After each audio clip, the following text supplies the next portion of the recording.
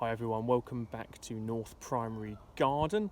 I said I'd send you another video and this is it. This one particularly is about some of the life inside our compost bins. Not just living, but creating the compost for us. I've just had a little delve through here and it's very, very exciting. I know a lot of you that come to the garden really like going down in these compost bins, and you are as excited as I am. I love a compost bin.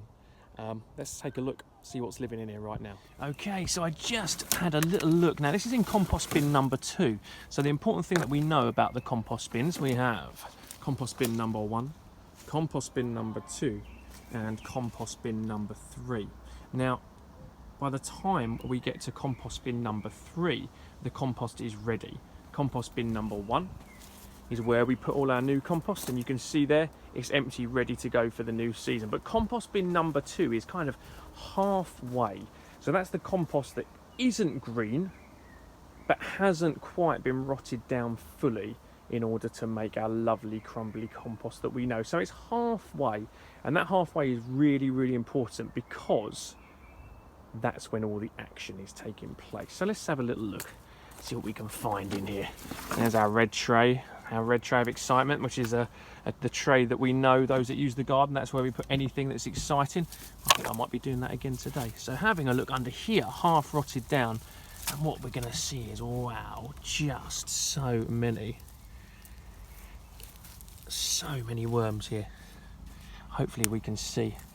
So these worms are called brandling worms or tiger worms. If we can get them close enough, you'll see why.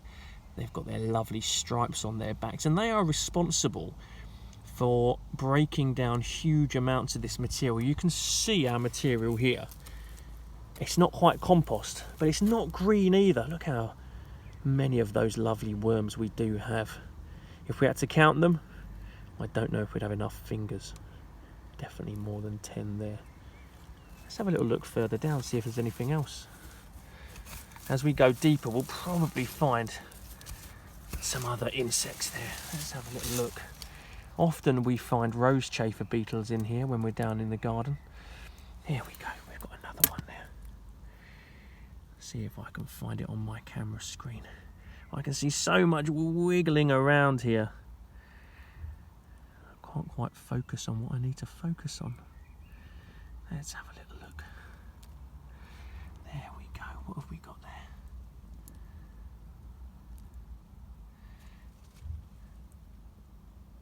We've definitely got some centipedes there, or some millipedes down here. We've got a woodlouse doing his thing. See if we can get him into focus. There he is. Now he's there, busy chewing away at all the slightly rotted wood there. He's having a lovely time. I've got some movement down here.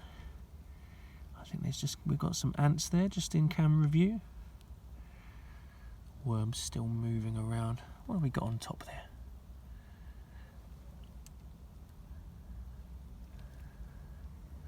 Might be a springtail. Anything else? Let's have a look.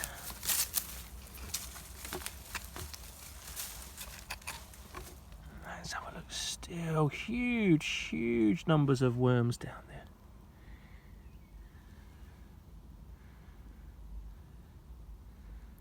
Just burying themselves further down in that compost. Worms upon worms upon worms upon worms. There we go. The odd snail also doing a little bit of munching away in our compost. There we go. Just scuttling away there.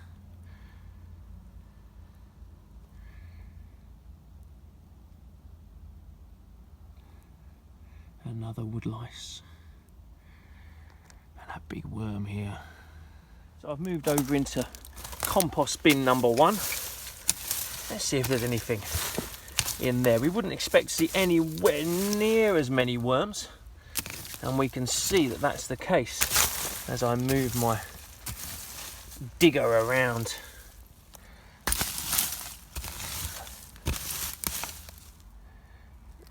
Very little activity.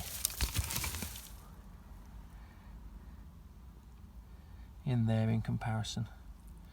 That's because the compost bin number 1 just got a little bit of old compost in as we've moved the compost material from bin 1 to bin 2. Just a little bit of compost in the bottom, but it's already been munched down.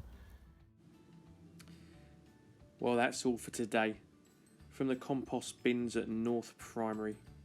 From me, Mr. Setford, and from the slugs and the snails and the ants and the worms and the millipedes. Maybe you could spend some time at home researching, finding out a little bit more about the bugs and grubs that live in our compost bins, what they like to eat, and what sort of behaviour they exhibit, and what are the purpose of them.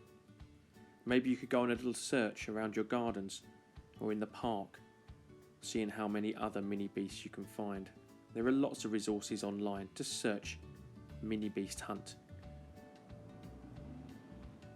Join me next time when we'll be looking at other interesting aspects of our garden. There's lots more to see. Take care.